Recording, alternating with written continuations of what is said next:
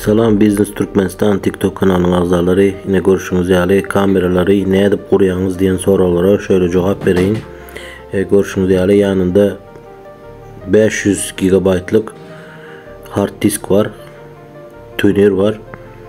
Onun yanlarında yine de köp parçaları var. Blok pitanyaları var. Bunların içine yerleştiriliyor. İşlemimiz toplam 4 saat alyandır. 4 kamera şu gece gündüz Levap velayetinin içine 250 Amerikanı, 250 dolar onurup beri otuyoruz. Arkayın havarlaşınlar. Velayetlere bakalar ütkeyendir arkadaşlar. Yol harcın aliyastığın velayetlere. Uzak etraflara da baka ütkeyendir. Dine şehir ve şehir etrafının çarjı etrafının yan teoriklerine hemmesi şu bakadan gidip geliyoruz. Dinece bizim bilen havarlaşsanız az videonun sonuna çöle görün. Sonunda benim numaram çıkacaktır. Şoň bilen habarlaşsanızlar Hökman kurulum barada hemme informasiýa berýäs.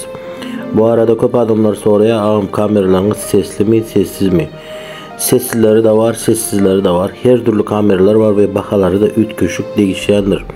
Yani özelliklerine göre bahaları değişýändir. Nira gurmaly? Eger aýak uçlarymyzda çelle çekmeli bolsa, kabeli oňa girýän däldir puly. Kabelin puly. Bizdiňe normalde öz höwliňize ya da şehir jaýy bolsa kwartiralarynızda şulary ýaly gurnap berýär.